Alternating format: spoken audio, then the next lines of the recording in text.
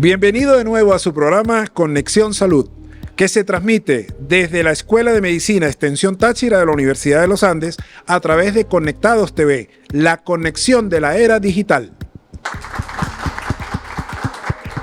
Bien. El tema de hoy es de relevancia como problemática social y de salud pública. La violencia contra las mujeres, niñas, niños y hombres es una de las violaciones más generalizadas de los derechos humanos en el mundo. Se producen muchos casos cada día y en todos los rincones del planeta. Este tipo de violencia tiene graves consecuencias físicas, económicas y psicológicas, tanto a corto como a largo plazo, al impedirles participar plenamente y en pie de igualdad en la sociedad. La magnitud de este impacto, tanto en la vida de las personas y familias como en la sociedad en su conjunto, es inmensa. Las condiciones que ha creado la pandemia, confinamiento, restricciones a la movilidad, mayor aislamiento, estrés e incertidumbre económica han provocado un incremento alarmante de la violencia contra las mujeres, niñas, niños y hombres en el ámbito privado y han expuesto todavía más a las personas y familias a otras formas de violencia, desde el matrimonio infantil hasta el acoso en línea. Es por ello que hoy tenemos una invitada especial, la licenciada Yurbi García, politóloga y directora estatal del Ministerio para la Mujer, quien nos va a hablar sobre violencia de género. Bienvenida, licenciada. Sí, bueno, muchas gracias por la invitación, de verdad. Qué bonito estar incluso en este espacio que no conocía, el área de medicina de la Universidad de los Andes. Gracias de verdad por la invitación. Licenciada, el término violencia de género, ¿qué engloba? Sí, bueno, cuando nosotros hablamos de violencia de género, hablamos precisamente de todo acto de violencia, en este caso tanto física como psicológica, que vive, en este caso, no solamente, cuando uno habla de género como tal, no habla solamente de la violencia que percibe la mujer, pero en este caso sí que tenga la connotación de que lo hacen porque es mujer. Quien ejerce la violencia lo hace porque es mujer, y si le agregamos el género, porque es una persona, digamos que trans, o una persona con una condición de género marcada, y que se hace porque es gay, porque es lesbiana o porque es mujer. Digamos que esta es la especificación concreta que se tiene y por la cual se prescribe en la ley que el agresor va a ser de manera directa su pareja sentimental, su esposo o un familiar de manera ascendente o descendente, lo que significa que también puede ser su hijo o puede ser su papá o puede ser cualquier otro familiar, pero sí debe tener una cercanía en el caso de la violencia física, o cuando se prescribe violencia en una de las formas específicas, ¿no? Ya cuando es institucional, pues ciertamente es por un nivel de subordinación, cuando es igual que la laboral, o en este caso de la ginecostétrica o de la ginecológica, la violencia obstétrica o de la violencia ginecológica, que está prescrita ahora en nuestra nueva reforma de la Ley Orgánica sobre el Derecho de las Mujeres a una Vida Libre de Violencia. Bien. En Latinoamérica tenemos un antecedente muy importante, para hablar un poquito de historia. En la República Dominicana se produjo el primer femicidio en Latinoamérica, cuando fueron asesinadas las hermanas Minerva, Patricia y María Teresa Mirabal, quienes fueron asesinadas el 25 de noviembre de 1960 por militares del régimen del dictador Trujillo en la República Dominicana. Ellas eran unas mujeres luchadoras que exigían respuesta y construían posibles soluciones a los problemas sociales. Licenciada, ¿cómo afecta la violencia de género a la sociedad? Es tan profunda esa pregunta, porque incluso nos invita a deshilar lo que realmente ha hecho la violencia en cada una de nuestras casas, no solamente la de género, porque viendo incluso toda la situación actual de cómo se ha, digamos que ha florecido mucho más, o hemos podido percibir mucho más o identificar mucho más la violencia incluso y el abuso en nuestros niños, niñas y adolescentes, nos damos cuenta que de manera directa pues es un problema de salud pública, y además es un problema familiar, es un problema que las feministas hablamos de que, aunque pueda ser personal, es un problema también político, que amerita de política pública, que amerita también de compromiso social de parte de todas y todos, desde la casa hasta en la comunidad y en nuestros espacios, en lo cotidiano, ya sea lo laboral, lo estudiantil y lo académico, pues en todos los ámbitos, en lo laboral, en donde nos encontremos. Nosotros podemos decir que en la República Bolivariana de Venezuela tenemos una ley bastante completa. Incluso todavía nos hace falta avanzar en algunas discusiones ya desde lo legislativo, en lo que he tenido la oportunidad también de aportar como politóloga y como ministerio, pues como ejecutivo, en el área de lo que podemos aportar desde el ejecutivo a lo legislativo. Y bueno, nos dábamos cuenta como incluso en el debate que se tuvo iniciando el año pasado en la Asamblea Nacional, se veía cómo se quería subir incluso la pena para lo que es la inducción al suicidio. Pero precisamente digamos que la falta de formación o de capacitación, incluso a algunos de los políticos o de nuestros dirigentes políticos de los distintos partidos, para no caer en esas especificaciones, precisamente no incidían o no quisieron aprobar, porque llevaron al debate el aumento en la pena en el caso de la inducción al suicidio. Cuando nosotros hablamos de femicidio y de inducción al suicidio, incluso por ahí usted me mostraba hace un rato el violentómetro, son los más, digamos que los más difíciles, o ya el nivel extremo al que se lleva la violencia. Y en este caso, en la ley orgánica sobre el derecho de las mujeres a una vida libre de violencia, las tenemos tipificadas como los actos extremos de violencia.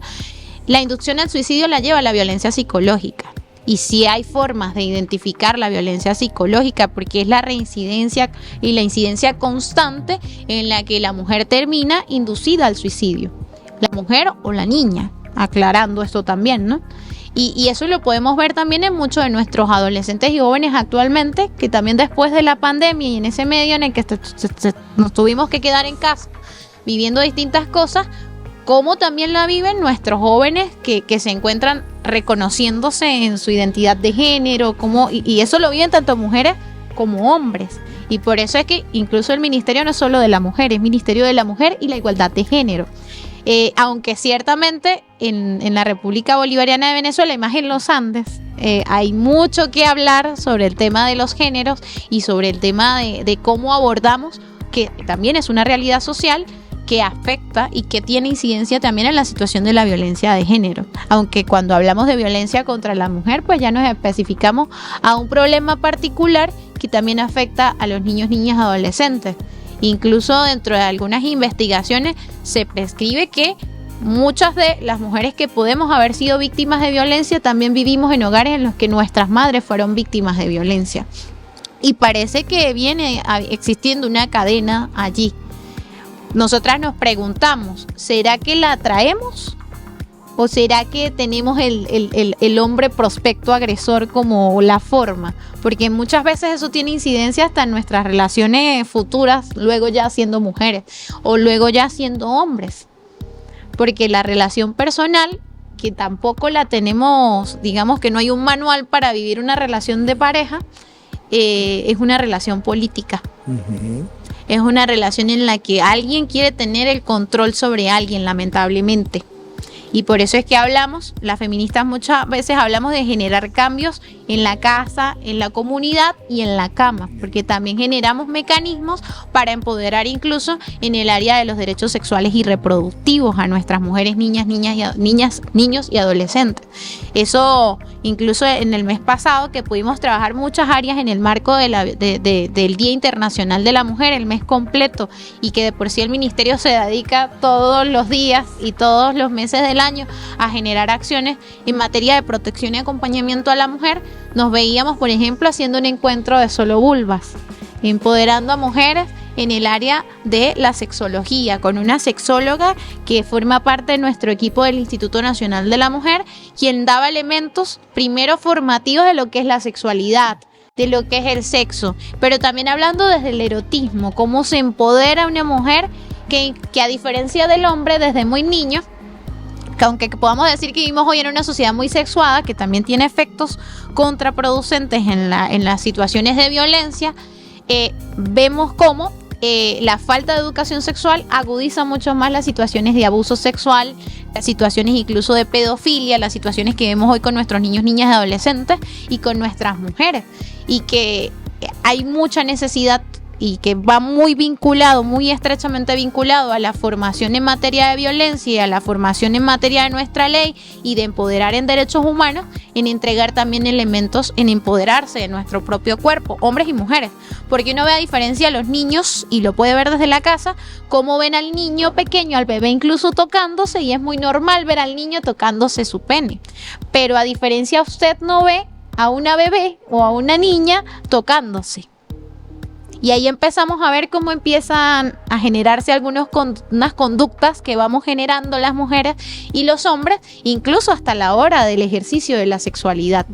Y eso tiene grandes incidencias en las situaciones tanto de pareja como en el ejercicio de nuestro desarrollo como seres humanos, porque somos seres sexuados. Bien. Una de las preguntas que le iba a hacer, el culto al pene, pero ya usted conversó bastante de eso. El culto al pene creo que es un problema en nuestra sociedad. Sí, el androcentrismo. Ajá. Y eso creo que condiciona mucho. Y eso no afecta solamente a la mujer. Eso afecta también al hombre. Y aunque precisamente vivamos en un estado, en una sociedad realmente construida desde la visión del macho y desde la visión del hombre, incluso las feministas o las mujeres estudiosas del feminismo y del género, precisamente, y de la construcción de los derechos humanos para las mujeres, hablamos de que hay que construir la historia de las mujeres. Incluso el Ministerio de la Mujer, desde que nació en la República Bolivariana de Venezuela, ha venido sacando del polvo a las heroínas de Venezuela. Y eso lo hemos venido viendo desde que inició el siglo XXI. Desempolvar heroínas, que las mujeres empiecen también a reconocer referentes históricos de mujeres, que fuimos parte también de la historia. Pero como la historia la escribió el hombre, siempre va a tener óptica de hombre. Y en la historia contemporánea que pudimos haber estudiado todos y todas las venezolanas que estamos hoy, no vamos a recordar en lo más antiguo, o sea, antes del inicio del 2000, o que se hablara de mujeres al lado de Bolívar, más allá de Manuela Sáenz, de lo mal que la tipificaron realmente, y no de lo que construyó y también a lo que se enfrentó como mujer en su país de origen y en toda Latinoamérica para encontrarse en un ejército con hombres.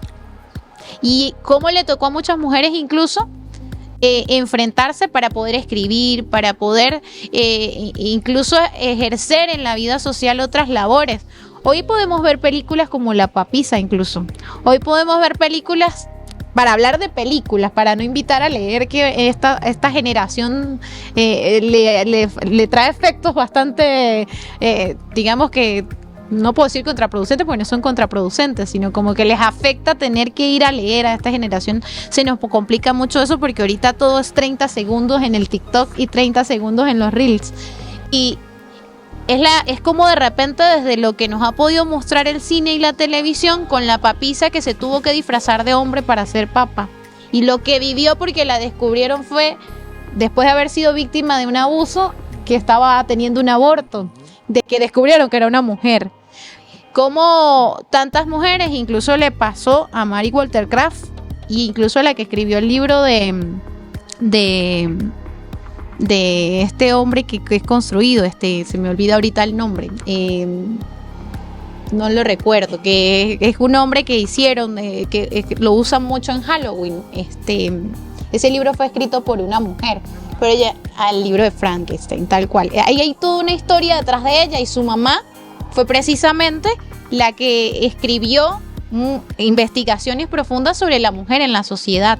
Y ella escribe y puede enfrentarse a escribir al mundo porque su mamá luchó y hizo cosas, pero también tuvo que disfrazarse mucho tiempo bajo nombres de hombres para poder escribir. Le pasó incluso a la escritora de Harry Potter, por ejemplo, usar solo su apellido.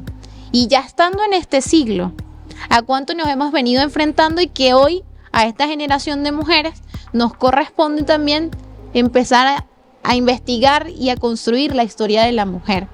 Porque, aunque la sociedad ha estado por hombres, también le entrega estereotipos y le entrega también comportamientos establecidos y preestablecidos y construidos para el hombre.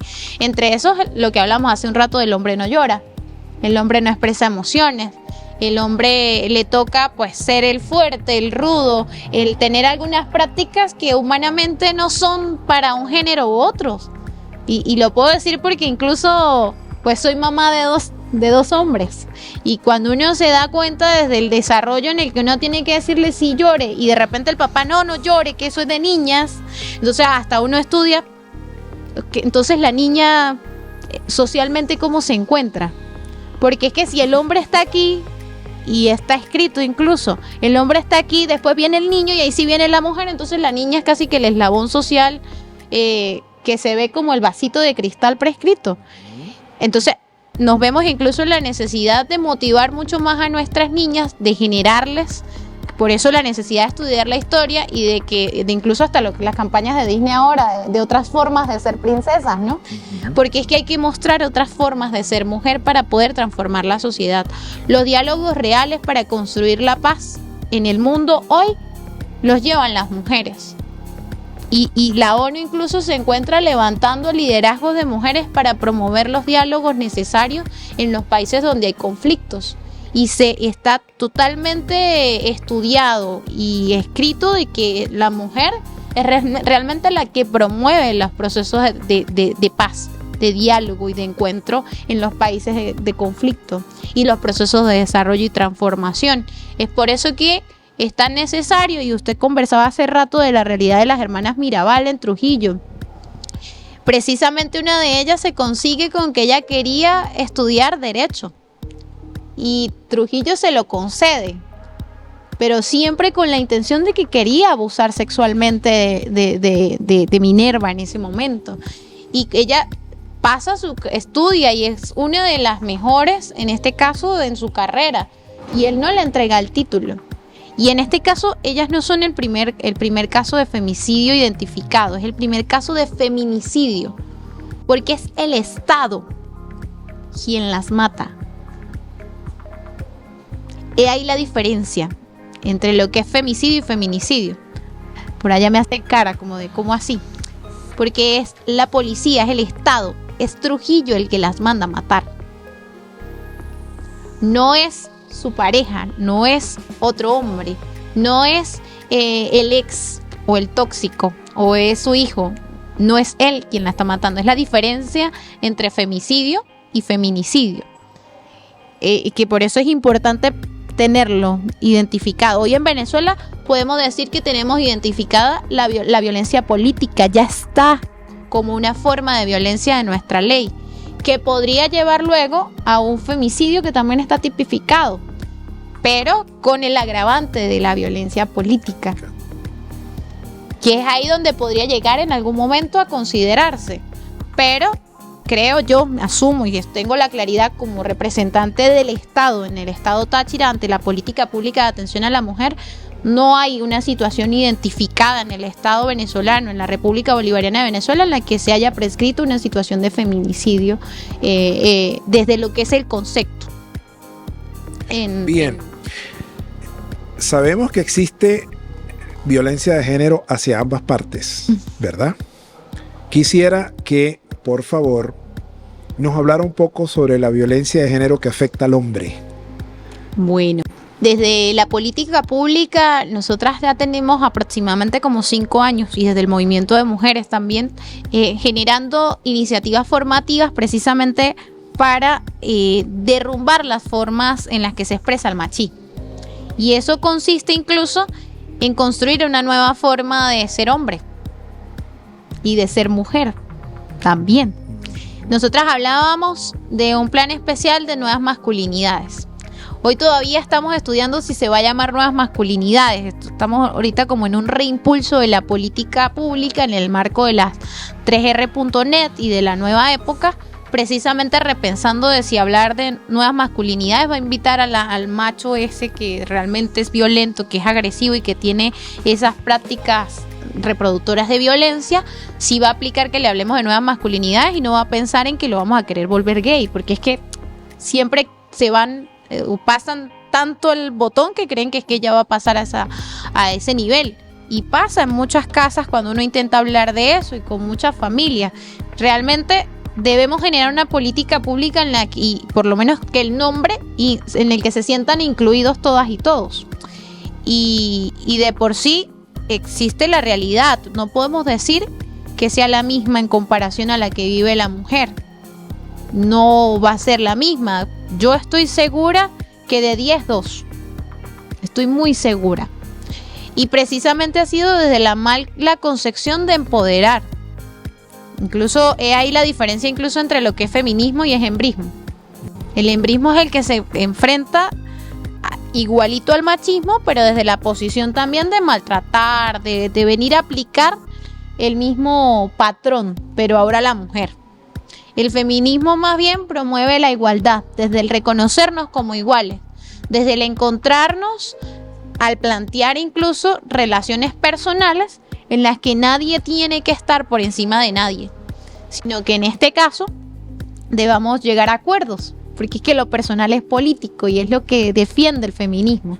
Y como lo personal es político, vamos a llegar a acuerdos en el que ninguno llegue a situaciones violentas, que va incluso a lo que por qué nacen las guerras, en las mismas comunidades, por qué nacen los conflictos, porque no se establecen acuerdos y no se establecen relaciones políticas sanas. Y las relaciones personales son eso. Los matrimonios son eso. Los noviazgos son eso. Bien, hay diferentes tipos de violencia de género.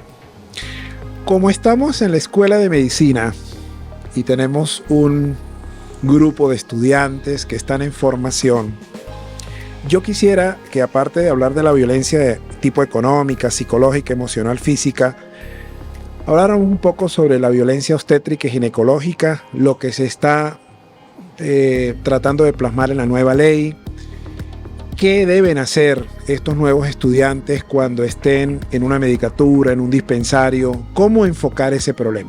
Sí, bueno, yo puedo decir con mucha alegría que para hablar un poco más en lo profundo, incluso de qué está haciendo el Estado en cuanto al tema de la violencia obstétrica, ¿no? Nosotros podemos decir que para el año 2017 teníamos unos índices muy altos de cesáreas innecesarias. Por eso nace el Plan Nacional de Parto Humanizado. Este Plan Nacional de Parto Humanizado nace precisamente para, en primer lugar, entregarle a la mujer herramientas para que sepa que está embarazada. Así podrá ser un poco chistoso. Pero es que nos pasa que a veces tenemos muchachas que llegan ya a punto de parir a su primer control. Y yo creo que aquí lo saben porque estamos... Y este plan nace precisamente para tener promotoras comunales, que no son médicos, pero son mujeres que también han tenido embarazos y que conocen desde su propia experiencia y con elementos formativos que trabajamos desde el Plan Nacional de Parto Humanizado.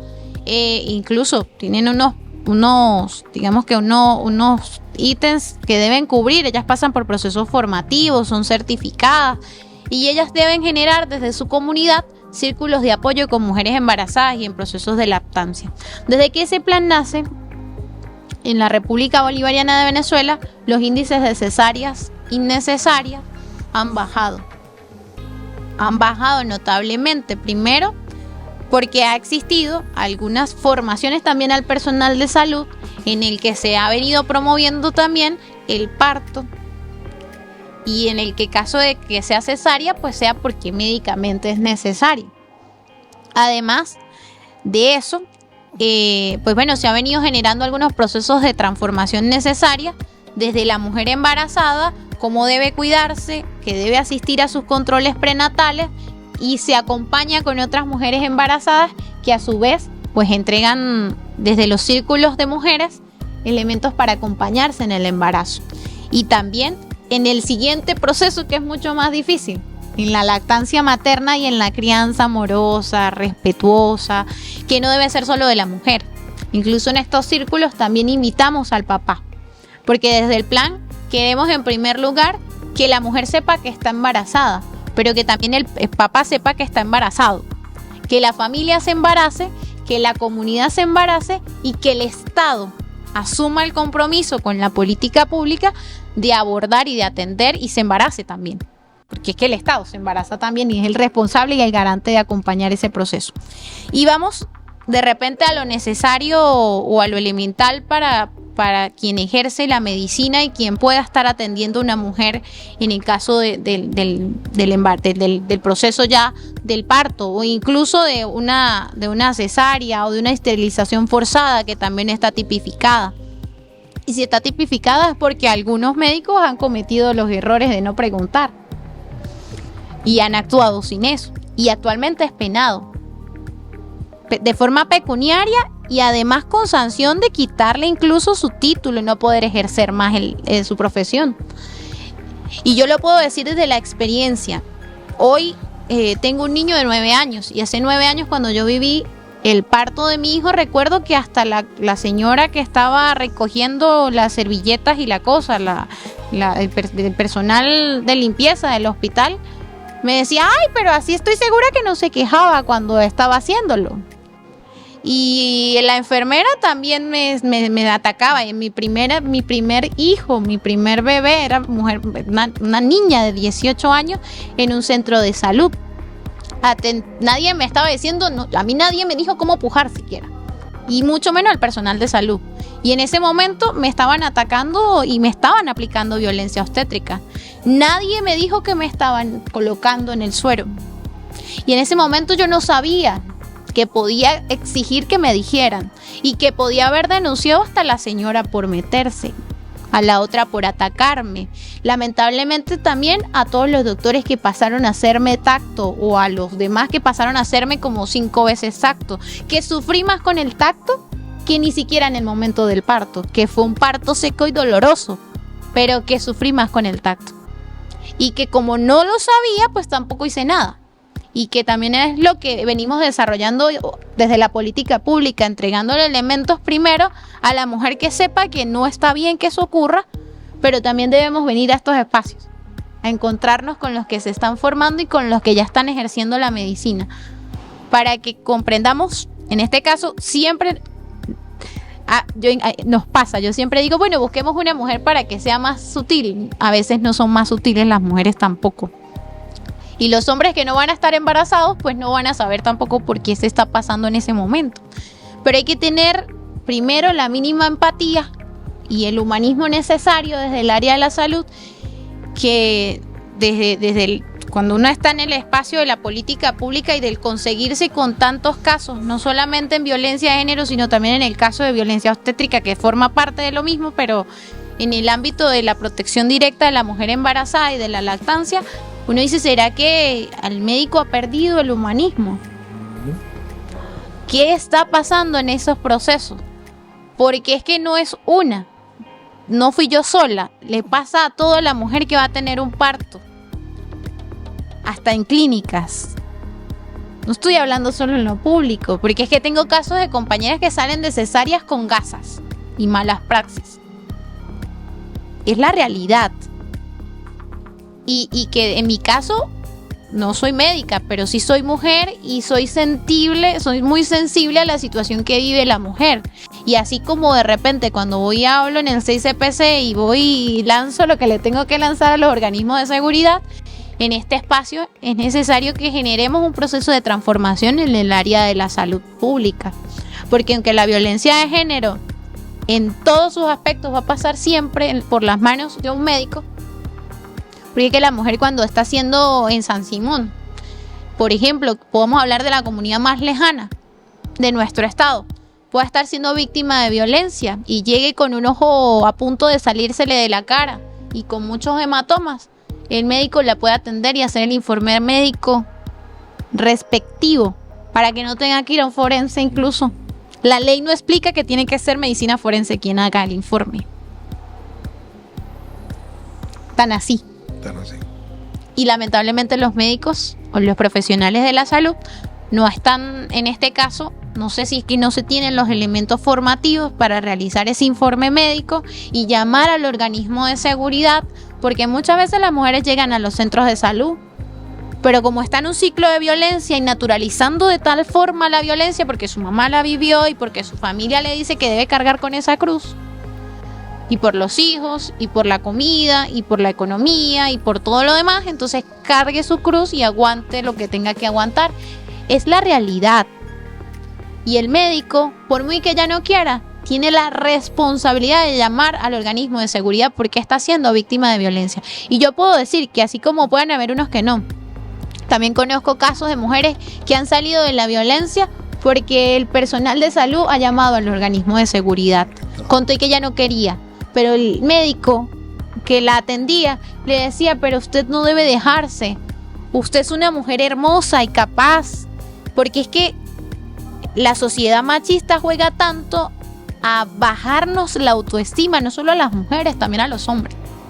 Y la necesidad también de trabajar la autoestima en nuestros niños, niñas y adolescentes es tan necesaria para poder entregar elementos incluso de disminuir las tasas de niños con depresión, y que ahora, bueno, nos dicen la generación de cristal porque somos muy sensibles, pero es que esto no es nuevo. Solamente que ahora las redes nos muestran la cosa de una manera más directa y rápida. Y bueno, son situaciones que nos invitan a transformarnos. Con esto digo que no es solamente la violencia ginecológica, la violencia obstétrica, ahora tenemos la ginecológica. Porque es que también teníamos ginecólogos y ginecólogas que abusaban sexualmente de nuestras mujeres. Hace unos días iba con un compañero hasta La Grita y lo tomaba en tonada de risa, ¿no? Porque es que es lo normal que nuestras comunidades hablen así. Y él decía, no, pues imagínense, yo que soy el esposo, me toca estarle pagando cada 15 días el ginecólogo porque es que le quede gustando. Y lo decían así en tonada de risa, pero realmente podría estar siendo víctima de abuso sexual. Y lo tomamos, incluso naturalizamos tanto la violencia que ahora hablamos del tóxico y de la relación tóxica, que realmente tiene patrones de violencia, que naturalizamos ahora con la toxicidad. No desmontamos, sino terminamos esta generación naturalizando mucho más la violencia. Y uno entiende cuando escucha a los de la comunidad decir lo que me decía el señor en tonada de burla. Porque uno va a pueblitos de cualquier parte del mundo y se consigue con que todavía hay niñas y familias que quieren que su hija todavía, que aún no es mayor de edad, se case con el que tiene más haciendas. Eso no pasa, eso no ha dejado de pasar. Como todavía hay mutilación genital femenina en otras partes del mundo. Como todavía en muchas religiones en Venezuela y en el mundo se sataniza el placer sexual de la mujer. Eso ocurre todavía.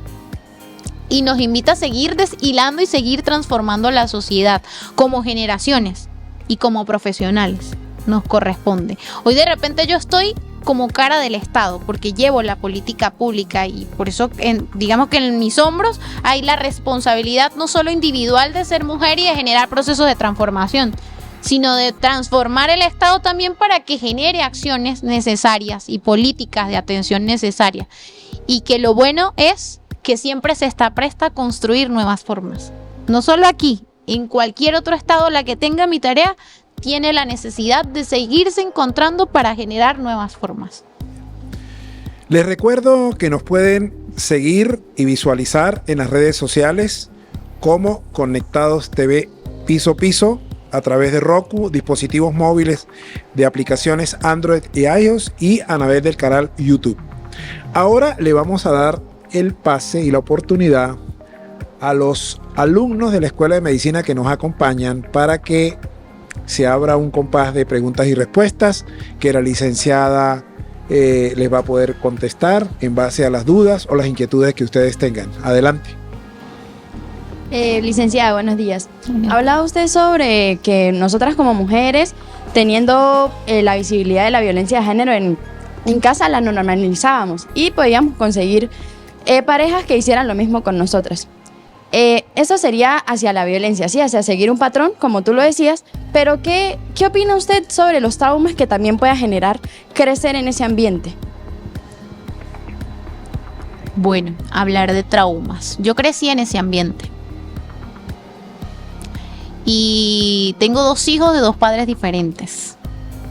Porque no he podido establecer, por eso el estudio, que no es solamente mío. Tengo muchas compañeras que hemos pasado por esa realidad y que no creo que sean traumas. A mí me invitó a generar procesos de transformación. Y a mí me invita a que mis hijos, que son hombres, sean esa tesis real del nuevo hombre y de nueva masculinidad. Por eso yo siempre voy a decir que los cambios los vamos a hacer primeramente desde lo individual. Y que por eso decía hace un rato, muchas veces las que venimos de hogares con violencia, como mujeres, o atraemos la situación o tenemos el tipo hombre prospecto violento. Porque es que a la final, ¿de qué hombre se enamora una primera en la vida? Del papá. Y a lo mejor una tiene también una marca estereotipada de ese hombre al que va a buscar. Eso puede ocurrir. Como también va a pasar que mis hermanos que vivieron allí no son violentos, no son hombres que agreden a sus novias. Y que ellos saben que lo que vivió mi madre no quiere que lo viva otra mujer. Y por eso es que el proceso de transformación de la sociedad viene también puesto por nosotras como mujeres, pero también es parte de que el hombre quiera transformar sus conductas. Y sí podría generar traumas, más porque cuando la mujer es violentada, muchas veces esa mujer, esa mamá y esa familia también termina violentando al niño o niña que viva en esa familia o a ese adolescente. Yo puedo decir que mi mamá y mi papá se separaron cuando estaba en la adolescencia y a mí me afectó muchísimo.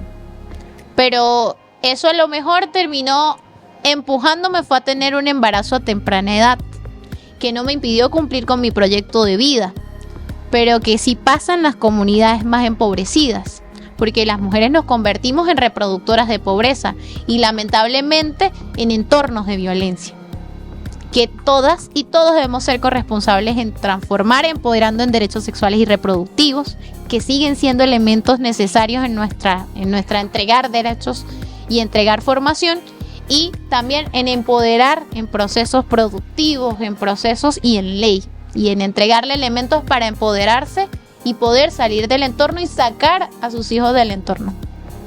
Muchas gracias. Bueno, licenciada, en el ámbito psicológico, queríamos saber qué podemos hacer o qué aspectos psicológicos podemos observar en una mujer que está siendo víctima de maltrato y lo oculta, porque para nadie es un secreto que la mayoría que pasa por ese maltrato prefiere ocultarlo que hablar y expresarse. Por eso nosotras promovemos el tema de la formación de defensoras comunales. Incluso ya hoy en la ley está tipificada y se encuentra la figura de la defensora comunal dentro de la ley. La defensora comunal puede ser cualquier mujer o hombre que quiera formarse en la ley y pasar por unos procesos formativos, incluso de cartografía social. Pero lo real es que si yo aquí les pregunto a las 6 compañeras que están sentadas si alguna ha sido víctima de violencia de género, estoy segura que tienen que levantar la mano. Porque es que desde niñas hemos sido violentadas. Y eso también va porque vivimos en una sociedad androcéntrica, en la que el hombre es el centro. Y nosotras, yo lo decía, desde niñas somos lo que está más abajo en la sociedad tratado. Por eso es que un hombre cuando llora le dicen parece niña. Y yo siempre me pregunto, porque eso, ¿por qué tiene que ser una ofensa? Yo vengo de haber enfrentado situaciones muy duras en mi hogar con violencia siendo una niña. Y me siento con las grandes capacidades, incluso más que las de mis hermanos, que aunque son menores que yo. Porque eso me dio elementos para querer transformar mi entorno y querer ayudar a transformar la sociedad. ¿Cómo identificamos a una mujer que es víctima de violencia? Cuando una mujer tiene la mirada caída, está pasando por una situación. Cuando una mujer recibe afecto y comprensión y se pone más sensible de lo normal, es porque está siendo víctima de alguna situación. Y es la realidad.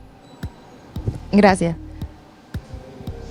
Buenos días, licenciada. Buenos días. En cuanto a lo que comentó el doctor Cafaro de los diferentes tipos de violencia que existen, cuando nos referimos a la violencia verbal en los diferentes ámbitos de la vida, estos aspectos pueden ser denunciados ante alguna entidad y ¿qué es lo requerido para poder hacerlo? Ok. Lo primero, me disculpo, hace un rato no hablé de las formas de violencia, no las nombré, pero la violencia verbal no está tipificada.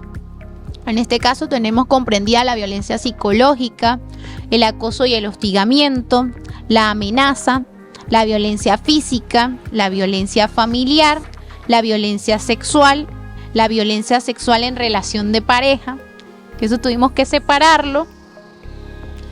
Podrán imaginarse por qué.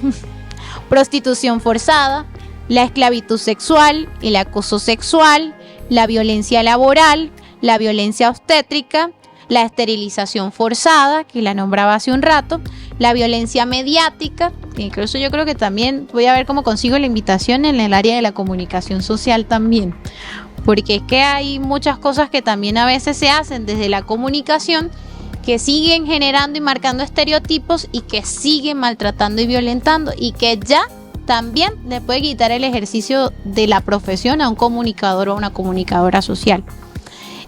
También hablamos de la violencia institucional, la violencia simbólica, la violencia informática, la violencia política, que es un gran avance que tenemos hoy en la ley, la violencia ginecológica, la violencia multicausal, el tráfico de mujeres, niñas y adolescentes, la trata de mujeres, niñas, niños y adolescentes, el femicidio y la inducción o ayuda al suicidio.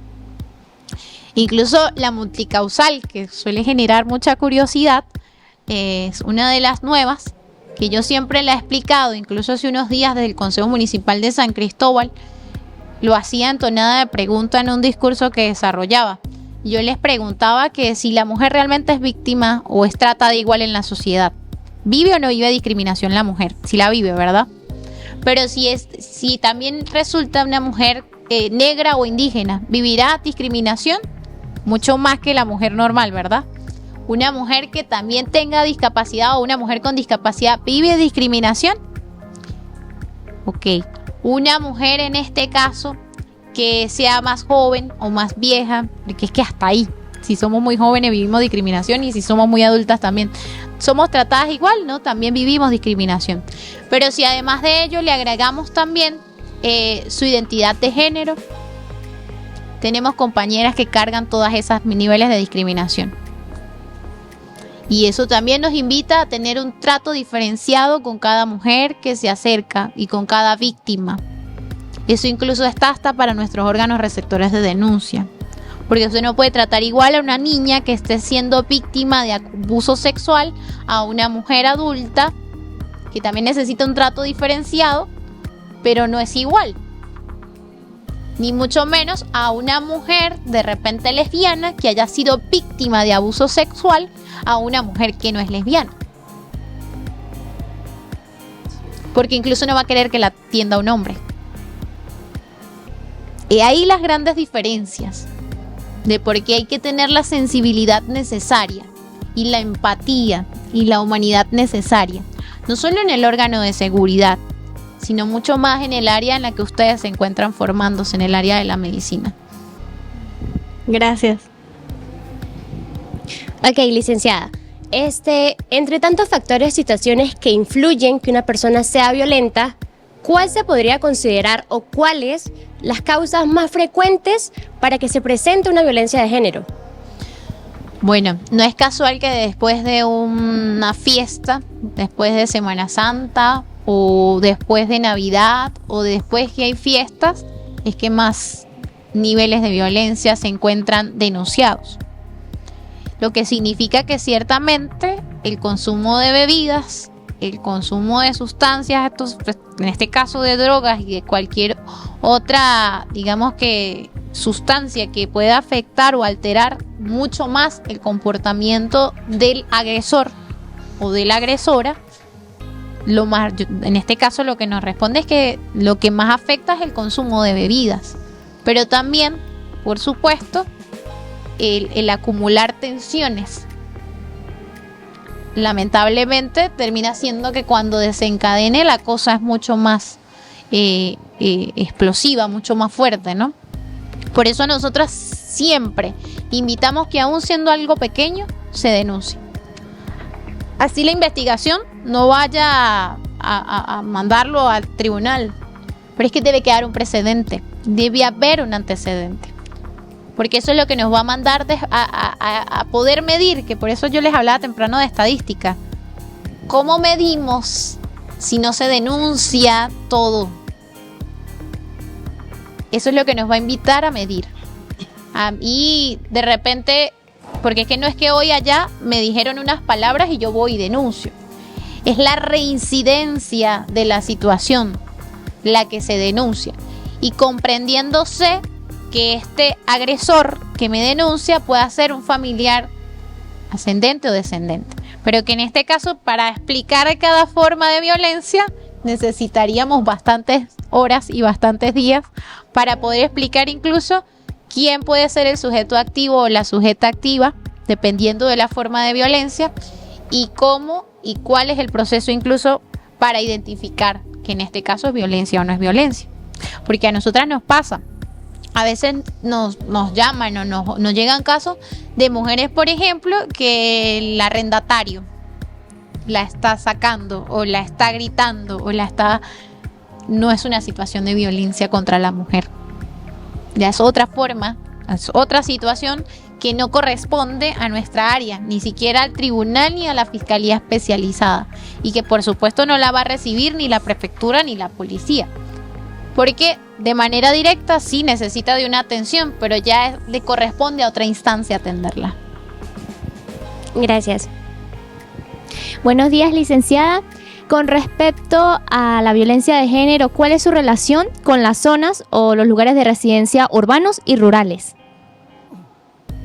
¿Me explica nuevamente la pregunta? Es decir, en zonas rurales, urbanas, ¿cómo es la violencia de género? Si hay alguna diferencia? Bueno, precisamente la mejor experiencia que podemos tener como Estado, como política pública, es trabajar con el movimiento, es trabajar con las mujeres. Y esa experiencia maravillosa de las defensoras comunales, que empieza con procesos formativos, con formarlas y en primera instancia que conozcan qué es género, qué es violencia de género, cómo se expresa el machismo, todos esos conceptos necesarios para poder deshilar cosas y entregarle elementos de la ley. Ella también debe realizar una cartografía social. Esa cartografía consiste en identificar con caras tristes, carabelas, o sea, con esas cositas feas que son de muerte,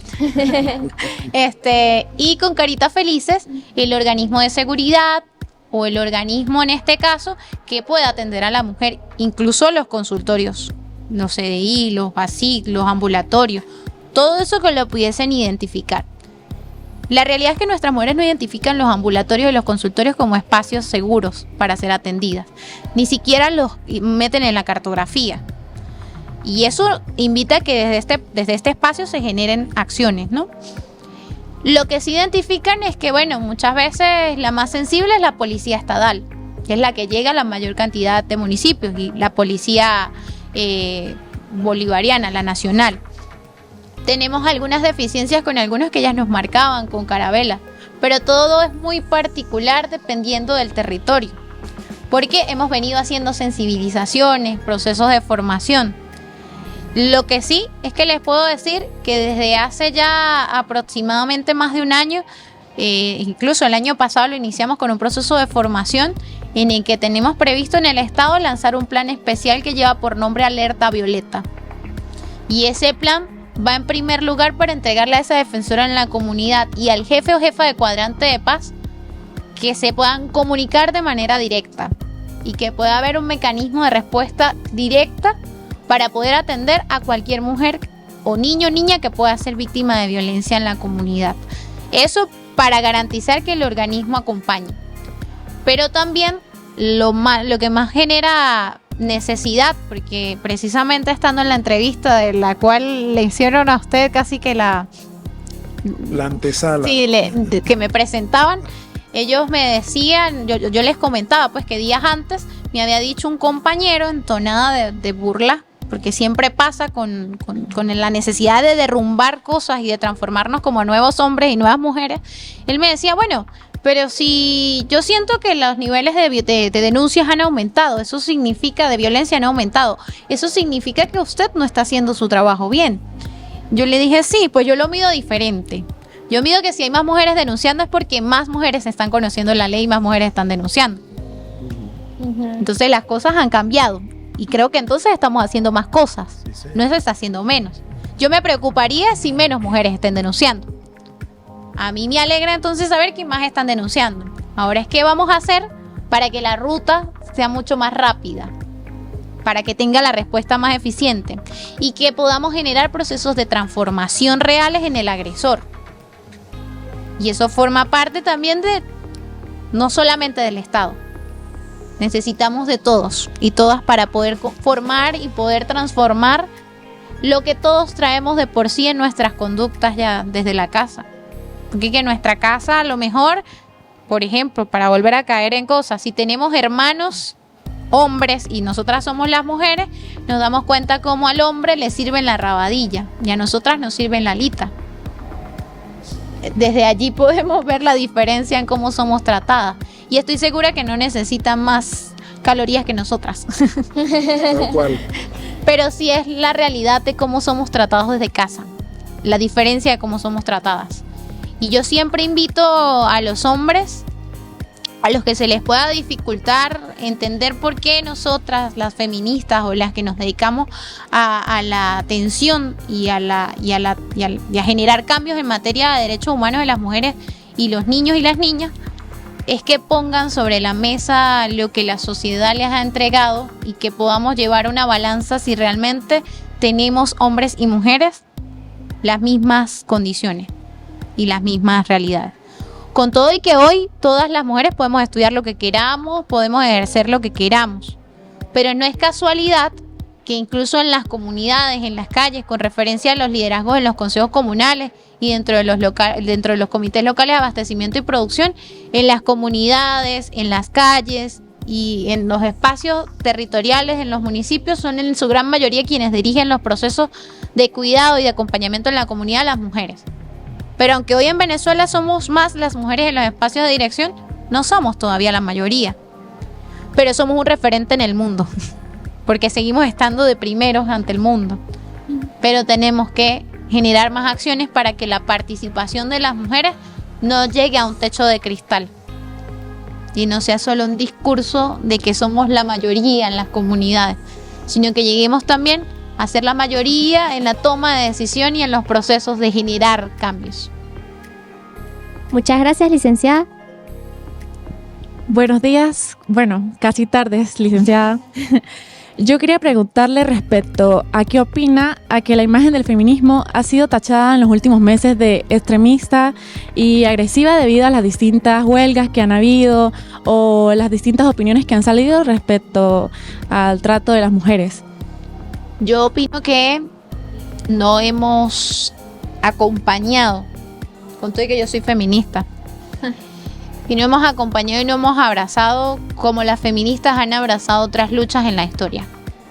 Las feministas se abrazaron de la lucha contra la esclavitud y por el derecho al voto también del pueblo negro, pero nos dejaron solas. Y el feminismo abraza, en este caso, toda la discriminación de etnia, raza, pero nos han dejado solas en la lucha contra la violencia. Y es la realidad. Nos han dejado solas las distintas variables, porque cuando vamos incluso, la lucha de las mujeres viene incluso de la lucha sindical. Y quienes presiden los sindicatos hoy son hombres. Eso no es casual. Aunque hoy nos encontramos haciendo un proceso necesario de organización a través de los consejos feministas que encontramos aglutinando a mujeres en los distintos espacios orgánicos, de a 10 mujeres, para que se pueda aplicar un gobierno eficiente desde la política pública. Una lideresa acompaña a 9, para que pueda llegarle la política de parto humanizado, de protección en derechos, de salud sexual y reproductiva, de que se puedan acompañar desde las mujeres. ¿Qué percibo yo? Que es que es tan política la respuesta, es tan política realmente que la lucha contra el machismo nos invita a transformar la sociedad y a promover unos cambios necesarios, que lo he venido diciendo desde hace rato. Yo invito, y lo decía hace un rato, el acumulado de tensiones y el acumulado de no tener respuestas ha hecho que se vuelvan violentas también, como le pasa al que acumula y acumula y acumula. Como no hay respuesta y no hay procesos, no hay han tenido que tomar. No estoy justificando porque nunca la violencia va a ser una forma. Lo real también es que hay muchas formas de feminismos, hay muchos feminismos. Y el feminismo venezolano es tan nuestro y es tan particular que hace unos días se instalaba en el mundo la primera internacional feminista. Y las venezolanas llevaban la vanguardia en cuanto al avance en leyes y en políticas públicas. Pero también las españolas llevan un avance legislativo, igual que las argentinas y las chilenas. Y que tenemos muchas cosas por hablar y por debatir, y más en estos espacios. Porque las mujeres jóvenes hoy de Venezuela quieren que hablemos de la despenalización del aborto. Las mujeres jóvenes en Venezuela quieren que hablemos sobre otras formas de medicación en el caso anticonceptivo. Porque es que creo que ustedes lo saben desde el área médica, los anticonceptivos sí generan depresión.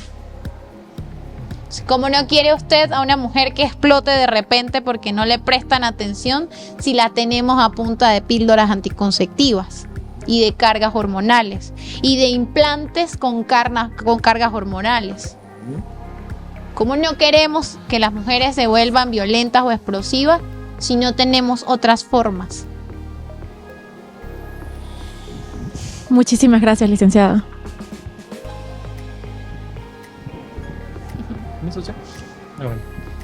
Buenos días, licenciada. Me gustó bastante o me llamó bastante la atención que usted en un punto comentó que las personas podían llegar al centro de salud para pedir ayuda. Entonces de ahí surge mi pregunta. ¿Cuál es el protocolo que el Estado indica para que nosotros como personal de salud podamos ayudar correctamente a esas personas, ya sea por una situación que la persona nos confirme que fue agredida la persona o nosotros sospechemos que fue agredida?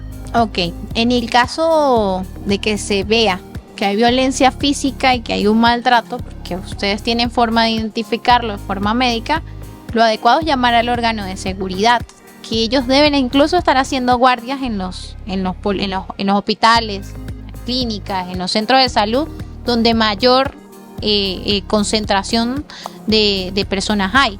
Pero en el caso de los centros rurales, en donde es más particular la realidad, hay que llamar al organismo de seguridad. Se sospecha de esto.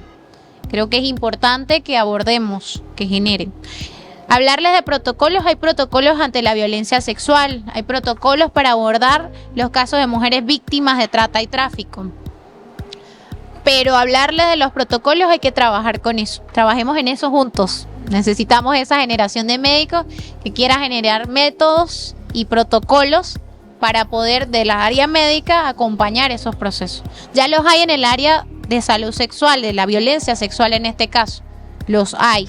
Mecanismos incluso para acompañar si pueda o no estar siendo posiblemente afectada con una ETS. Entiendo que ustedes ya deberían haber visto esas áreas, pero hablar del protocolo específicamente ahorita, pues tendríamos que venir a otra entrevista solo para hablar del protocolo, pero sí los existen en algunas formas específicas de violencia. Gracias. Buenas tardes, licenciada. Disculpe, a mí me nació una incertidumbre en cuanto cuando usted dijo que en la sociedad siempre se le da en el plato de comida más remunerado al hombre que a la mujer. ¿Qué piensa usted sobre la libertad que los padres le dan más hacia el hombre que hacia la mujer? La libertad. Sí, bueno, yo creo que no hemos puesto en la balanza porque la preocupación ciertamente siempre va a ser en la casa que no llegue un nieto temprano a la casa. Que no aparezca un embarazo antes de tiempo, no planificado. Esa es siempre la preocupación de mamá y de papá. O incluso lo que nos preocupa a las feministas. Que sea víctima de un abuso, de una violencia, de cualquier situación de violencia porque somos mujeres. Porque es que usted no se va a conseguir como hombre en la calle la preocupación de que hoy se puso un pantalón, a diferencia de nosotras ponernos una falda y andar solas por la calle caminando. Las mujeres, aunque hoy podemos decir incluso en el estado Táchira que tenemos una sensación de seguridad de pinga que nos pueda permitir, pero no a todas horas, y una mujer sola por autocuidado no va a andar en la calle sola. Pedirle a las familias que cambien esa concepción sería malo porque más bien necesitamos recuperar valores. lo real con referencia a la alita y al muslo o a la rabadilla es que también pasa en otras cosas, en la libertad de que tú puedas tener novio y tu hermana no. Pero es que tampoco nos hemos preguntado, incluso en respuesta también de lo que hablábamos hace rato, si es por el embarazo o embarazarnos, ¿cuántas veces puede embarazar un hombre o una mujer en un día? ¿Cuántas veces se puede embarazar una mujer en un año? Si vamos a hablar solamente de la preocupación de que llegue embarazada, ¿no? Además de los demás factores que existe de por sí al andar una muchacha, una joven o una mujer, independientemente de su edad, en la calle sola. Muchas gracias, licenciado. Sabiendo que la comunidad venezolana, principalmente la familia venezolana, es una familia machista, y en Latinoamérica, en la mayoría de los países latinoamericanos se conoce como unas sociedades machistas, sabemos que tenemos grandes pasos en cuanto a la evolución del derecho a la mujer, pero me preocupa lo siguiente: cómo se sexualiza actualmente a la mujer, principalmente en ambientes como el reggaetón, y cómo podemos abarcar ese problema de raíz, que son los niños, porque todos los niños ahora actualmente lo que escuchan es reggaetón, y eso es lo que me preocupa a mí, que al llegar al problema de raíz y decirle eso está mal. Sí, ahí entra la violencia simbólica, que está tipificada como una forma. Nosotros podemos hacer que incluso muchas de las personas que hagan radio o televisión dejen de ejercer, pero si denunciamos. El tema es que no denunciamos las situaciones reales. Pasó con una última canción, creo que fue de que se pinta, que hizo el álbum de colores, que hizo un video con una... ese mismo. En muchos países lo bloquearon, en otros no. Aquí, por ejemplo, está bloqueado porque hay una ley que penaliza la violencia simbólica y que hay acciones para eso.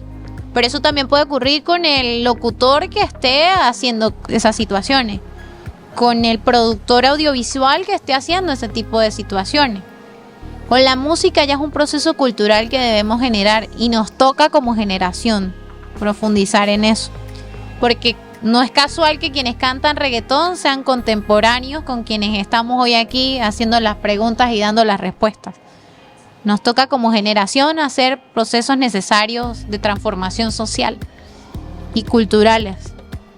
Porque a mí me pasa siendo madre. Desde pequeña veía yo a mi hijo y siempre le ha gustado bailar y le gusta la música. Y me ocurrió en una escena muy particular estando en San Lorenzo, una comunidad de Fernández Feo, un compartir comunal, y había reggaetón. Mi hijo se para a bailar y él ha aprendido a hacerlo y estaba muy pequeño, pero yo veo que la niña baila y se pone en una posición muy incómoda. Yo no puedo ser quien regaña a la niña, no puedo, o sea, por muy que quiera, aunque uno quiere que como comunidad podamos ser parte de la educación de los demás niños de la comunidad, siempre somos tomadas como metiches o demás, pero a mí me corresponde entregarle elementos a mi hijo. Y yo lo agarré y le dije, puedes seguir bailando, pero tú como hombre puedes decirle a ella que lo puede hacer de otra forma y que si baila así, tú sí no quieres bailar con ella, porque tú sí la respetas y que pueden haber otras formas. Por eso voy otra vez. El feminismo tiene muchas formas, hay varios tipos de feminismo. Está el radical, está que incluso va a demostrarse desde lo liberal. Y tampoco es señalable. Porque si las redes más grandes de consumo precisamente usan a mujeres y ellas no ganan nada con eso, ¿por qué no hacerlo de forma particular? No lo estoy señalando, pero tampoco lo estoy aplaudiendo, ¿no? Aclaro que son percepciones que no podemos señalar desde la política pública. Porque no porque yo salga con una falda me estoy tampoco poniendo a disposición de que vengan a violarme, o porque salga con un top. Estoy dejando a disposición que eso ocurra. El problema no lo tiene lo que yo cargo. El problema lo tiene quien cree que por eso puede abusar de mí. Muy bien, le damos las gracias a los jóvenes por las preguntas planteadas y Licenciada, una última recomendación para estas próximas generaciones. Nos corresponde como seres humanos hacer el mundo que queremos. Y no podemos seguir siendo parte de la sociedad de cómplices. Tenemos un Estado que garantiza mecanismos. Por eso tenemos instrumentos, tenemos leyes. Nos corresponde conocerlas. Nos corresponde utilizarlas. Y además de eso, denunciemos. La Ley Orgánica sobre el Derecho de las Mujeres a una Vida Libre de Violencia, al igual que la LOPNA, le entrega la responsabilidad a cualquier persona, natural o jurídica, de denunciar. Usted puede estar viviendo en su comunidad y sabe que el vecino está golpeando a su vecina, usted puede llamar al organismo de seguridad. Usted puede denunciar. No tiene que estar la denunciante formalmente haciéndolo. Por eso siempre digo, no seamos parte de la sociedad de cómplices. Empecemos a transformar y a construir la sociedad que queremos. Nos corresponde como generación volver a reconstruir valores en el marco también de una nueva época en la que las redes sociales hacen y deshacen con nosotros.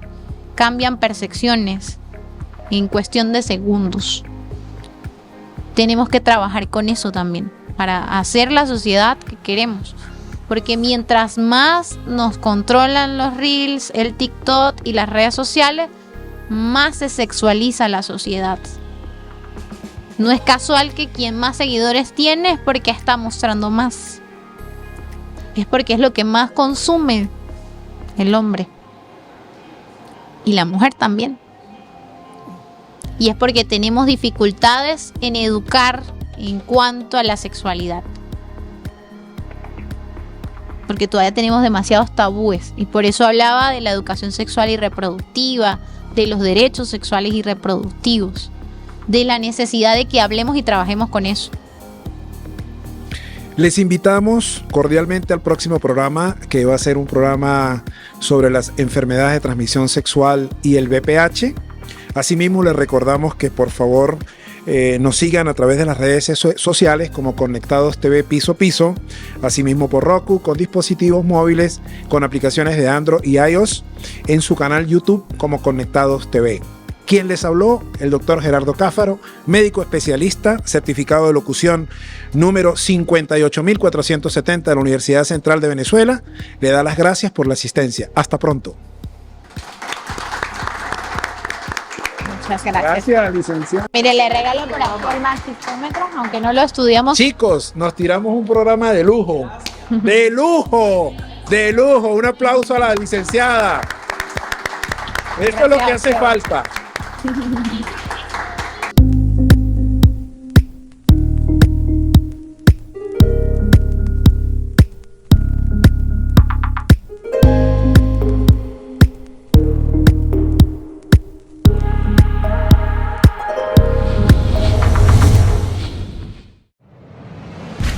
La tecnología nos une, conectando más cerca a los tuyos. Conectados TV en línea, conectando contigo.